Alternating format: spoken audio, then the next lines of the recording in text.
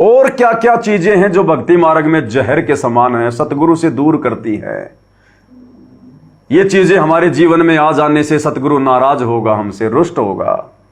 निंदा, भगत ने भूल कर भी किसी की निंदा चुगली नहीं करनी चाहिए, किसी की बुराई नहीं करनी चाहिए।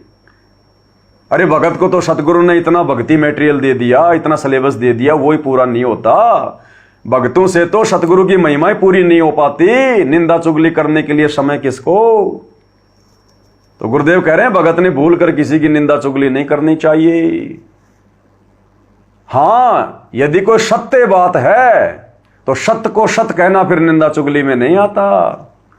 किसी ने गलत काम कर दिया और आपने कहना पड़ गया तो वो निंदा चुगली में नहीं है, क्योंकि वो गलत काम उसने किया है। चोर को चोर कहना उसकी निंदा नहीं है। परमात्मा कहते हैं साचा शब्द कबीर का और प्रगट किया जगमाही, और जैसे को तैसा कहे सो तो निंदा नहीं।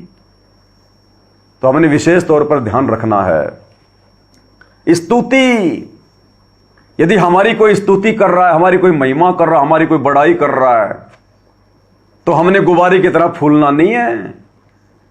अगर गुब्बारे की तरह हमने मान बड़ाई की हवा अपने अंदर भर ली किसी के द्वारा हमारी स्तुति करने से, हमारी बड़ाई करने से, हो सकता कोई अपने स्वार्थ के लिए अपनी बड़ाई कर रहा हो सकता कोई अज्ञानता में बड़ाई कर रहा हो कि इससे बड़ा कोई भगत नहीं, इससे ज्यादा तो कोई सेवा ही नहीं करता होगा संगत में। तो आप और हम भगत भाई बहनों ने उस स्तुति को सुनकर, पहली बात तो हमारे अंदर इस स्तुति की भूख ही नहीं होनी चाहिए। फिर भी यदि कोई कर रहा है, क्योंकि भगत तो फिर ऐसे काम करेगा। अरे भगत कोई बुरे काम तो करेगा नहीं जो लोग उसकी निंदा करेंगे, भगत तो अच्छे काम करेगा, तो भगत की तो स्तुति होगी। जैसे आज मीराबाई की स्तुति हो रही है, धर्मदास जी की, धन्ना जी की, ऐसे ही इस कलयुग की पिछली पीढ़ी में जीवित भक्तों की भी स्तुति होगी। दुनिया बड़ाई करेगी आने वाले समय में, अभी तो बुराई कर रही है।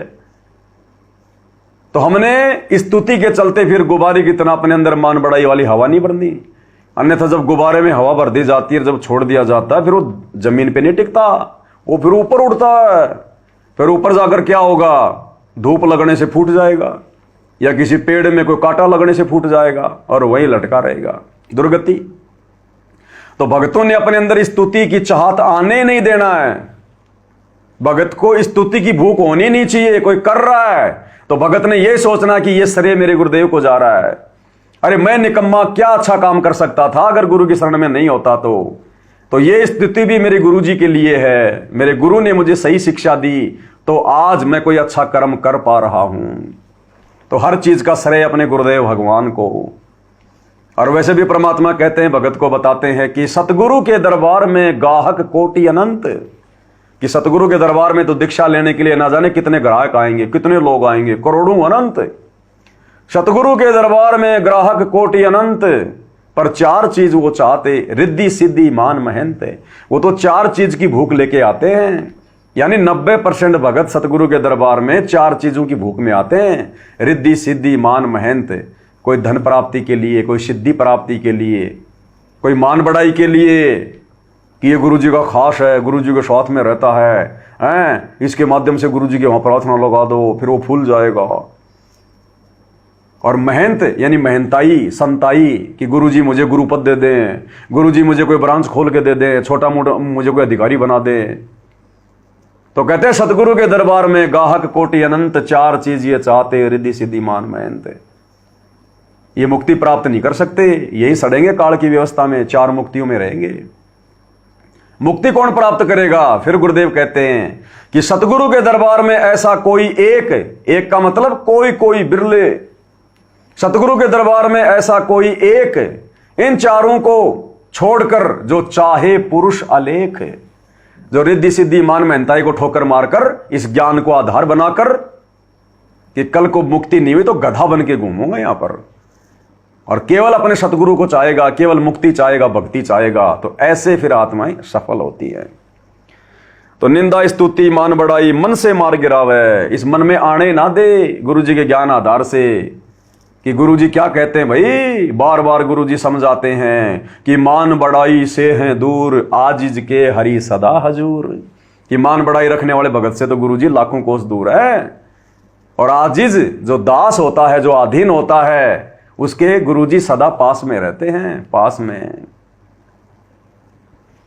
अष्ट सिद्धि की अटक ना माने, अष्ट सिद्धि, कितनी सिद्धियां क्यों ना आ जाओ हमारे अंदर, क्योंकि भाई और बहनों हमें जो शत भक्ति प्राप्त हुई है, हमारे अंदर 24 सिद्धियां आ गई, 24 सिद्धियां, लेकिन हमें महसूस नहीं होता, परंतु हमारे अंदर 24 सिद्धियां आ गई जो ब्रह्मा विष्णु महेश के पास भी नहीं है।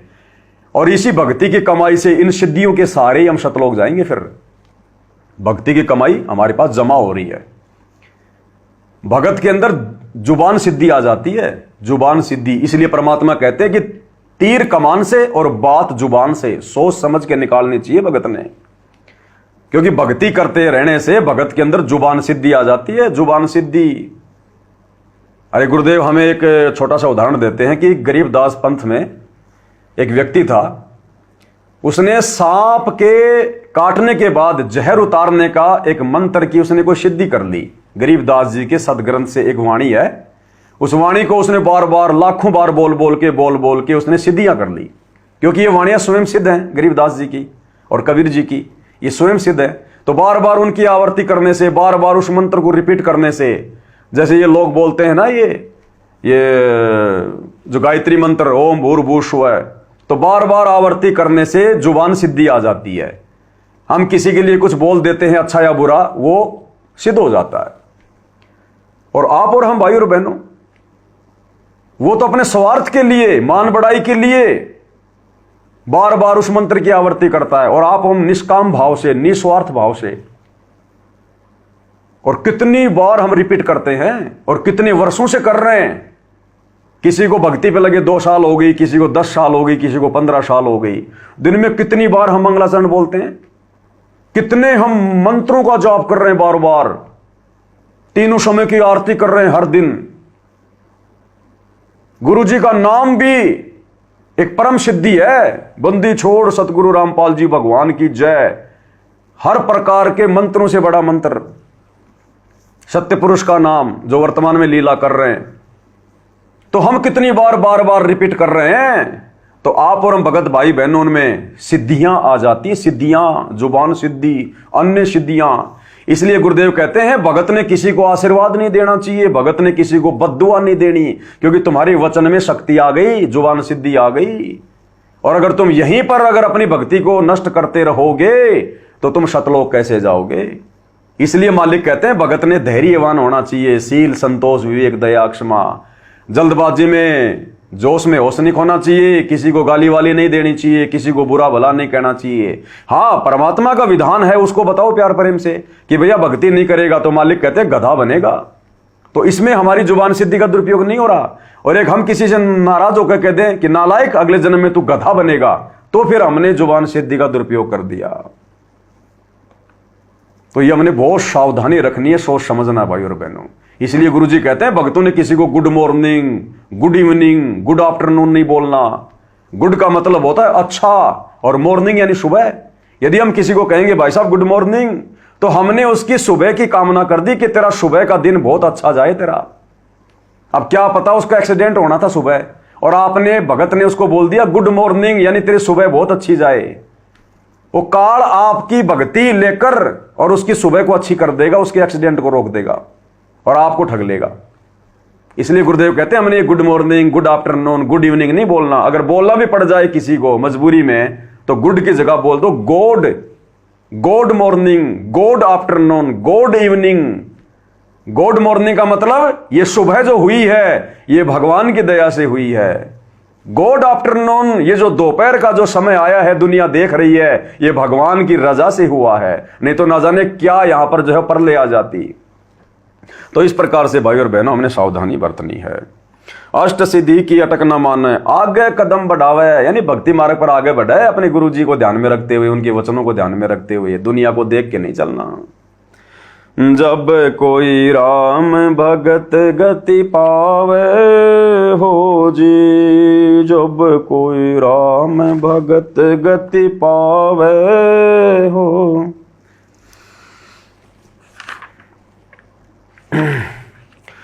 भाई आशा नदी उलट के डाट आडा बांध लगावे, आशा नदी उलट के डाट आडा बांध लगावे। भव जल खार समुंदर में फिर बहुर न खोड़ मिलावे, जब कोई राम भगत गति पावे हो जी। क्या कह रहे मालिक? आशा नदी उलट के डाटे और आडा बांध लगावे। आशा नदी यानी काल प्रेरणा से हमारे मन में ना जाने क्या क्या इच्छाएं उठेंगी। दुनिया को देखकर बिना ज्ञान के लड़के को बहुत ऊंची एजुकेशन दिला दूं, बड़ा अधिकारी बना दूं, फिर पैसे कमाएगा, मौज से रहा करेंगे। लोग कहेंगे हैं भाई कमिश्नर का बाप है ये फलाने अधिकारी का बाप है। मन में पता नहीं क्या क्या इच्छाएं उठेंगी, आशाएं उठेंगी। कोठी बना लूं, बड़ी कार ले आऊं, हैं और एक अच्छा ट्यूबवेल और लगा लूं, एक मकान है फिर भी और बना लूं, टाइल मार्बल लगा दूं, चिप्स लगा दूं, ये कर लूं, सरपंच बन जाऊं। दुनिया भर की बकवादें जो भक्ति में किसी काम की नहीं, वो काल प्रेरणा से उठेंगी। तो कहते हैं आशा नदी उलट के डांटे, ज्ञान को आधार बना के उनको रोक के उनको डांटे कि नालायक। गुरुदेव कहते हैं कोटि जन्म तू राजा की न्या और मिटी न मन की आशा, और भिक्षुक होकर दर दर हांडिया मिला न निर्गुण राशा। अभी छोटे से जीवन में तू सरपंच बन के क्या प्राप्त कर लेगा, अगले जन्म में फिर गधा भी बन के घूमेगा। तो कहते हैं आडा बांध लगावे, जैसे पानी को रोकने के लिए नदी के बीच में बांध लगा दिया जाता है, पानी रुक जाता है। इसी प्रकार हमने ये ज्ञान आधार रूपी, ये तत्व ज्ञान रूपी बांध लगाना है। जो काल की जो फालतू की जो प्रेरणा उठती है ना, इनको रोकना है तत्व ज्ञान से, गुरु जी के ज्ञान को आधार बनाकर। फिर ऐसा करेंगे तो क्या होगा? भव जल खार समुद्र में फिर भौर न खोड़ मिलावे। ऐसा करने से वो भगत सफल हो जाएगा भक्ति पर, उसकी मुक्ति हो जाएगी, सतलोक चला जाएगा। फिर इस भव जल में, इस खारे समुद्र में, 84 लाख योनि वाले समुद्र में, जन्म और मरण के समुद्र में बहुर न खोड़ मिलावे, दोबारा से उसको शरीर नहीं मिलेगा, फिर वो मुक्त हो जाएगा। जब कोई राम भगत गति पावे हो जी, जब कोई राम भगत गति पावे हो जी।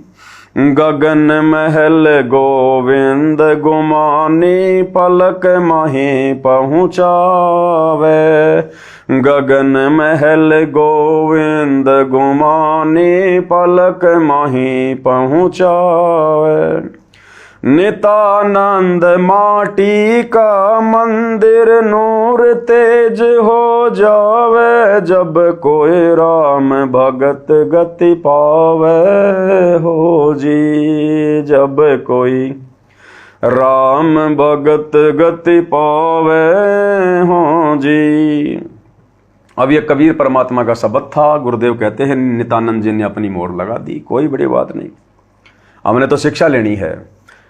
तो यहां नित्यानंद जी जो कि काल की उपासना करते थे, विष्णु जी के पुजारी थे, उनके गुरुजी थे गुमानी दास जी जो कि विष्णु जी के पुजारी थे, और उन्होंने अपने गुरुदेव भगवान की किस प्रकार से महिमा गाई है, किस प्रकार से उनको महिमा दी है। वो नकली भगत था, नकली उसका गुरु था, ना 84 से बाहर नित्यानंद हो पाया, ना उसका गुरु हो पाया। और वर्तमान में नित्यानंद गुरुदेव कहते हैं स्वर्ग में बैठा हुआ थोड़े बहुत समय के लिए, बाद में नीचे पटकेगा काल 84 लाख योनियों में। लेकिन महिमा कितनी जबरदस्त की उसने अपने गुरु की। कहते हैं ऐसी महिमा यदि ये सतभक्ति मिलने के बाद यदि आप अपने गुरु की करोगे, अपने परमात्मा की करोगे, तो कहते हैं तुम्हें फिर ये जो माटी का जो महल है, माटी का महल यानी ये शरीर जो कभी भी समाप्त हो जाए, इसलिए इसको माटी का मंदिर कहा है। नूर तेज हो जावे, ये माटी का शरीर फिर परमात्मा सतलोक में ले जाकर इसको नूर का बना देगा। नूर तेज हो जावे, ये नूरी शरीर मिलेगा फिर हमें, वो कभी समाप्त नहीं होगा, कभी उसमें कोई रोग नहीं, कोई शोक नहीं, कोई पीड़ा नहीं, कोई बीपी नहीं। इस सतभक्ति से, इस सतभक्ति को देने वाले गुरु की महिमा से, उसकी मर्यादाएं निभाने से। तो कहते हैं जिस कदर काल लोक के नियमों के अनुसार और नित्यानंद ने अपने गुरु की छप्पर फाड़ महिमा की, आजीवन उनके गुण गाता रहा, उनके द्वारा दी गई भक्ति करता रहा, तो कहते हैं जैसा उसका गुरु था, जितना सामर्थ्य था, जहां तक का उसका ब्योत था, उसको स्वर्ग में बैठा दिया। और हमारे गुरु सतगुरु रामपाल जी, कबीर भगवान, इनका ब्योत तो सबसे ऊपर है, इनके बराबर तो कोई सामर्थ्यवान नहीं है। ये तो डायरेक्ट सतलोक में बैठाएंगे ले जाकर। नितानंद माटी का मंदिर, नूर तेज हो जावे। तो आज है वो मौका आप और हमारे पास, जो मौका नित्यानंद जी को भी नहीं मिला। जब कोई राम भगत गति पावे हो जी, जब कोई राम भगत गति पावे हो जी। तो भाई और बहनों, बहुत बड़ी दया, बहुत बड़ी मेहर पूज्य गुरुदेव भगवान की। इसी प्रकार से परमात्मा आप और हम सभी को मौका देते रहें साथ संगति के लिए, और हम गुरुदेव भगवान की इसी प्रकार से महिमा करते रहें और गुरुदेव की रजा का भरपूर फायदा उठाते रहें। और ऐसे ही गुरु की महिमा करते करते, भक्ति करते करते, गुरु के गुणगान करते करते आप और हमारा ये समय कब व्यतीत हो जाए हमें पता भी ना चले, और अगले क्षण हम सतलोक में बैठे मिले, सतलोक में। तो आज के वीडियो में गुरुदेव भगवान के आशीर्वाद से केवल इतना ही। परमेश्वर हम सभी को आज्ञा दें, इजाजत दें, हमारा मार्गदर्शन करते रहें, अपना आशीर्वाद बरकरार रखें। बंदी छोड़ सतगुरु रामपाल जी परमेश्वर जी की जय हो। जय हो गुरुदेव भगवान की, जय हो परमात्मा।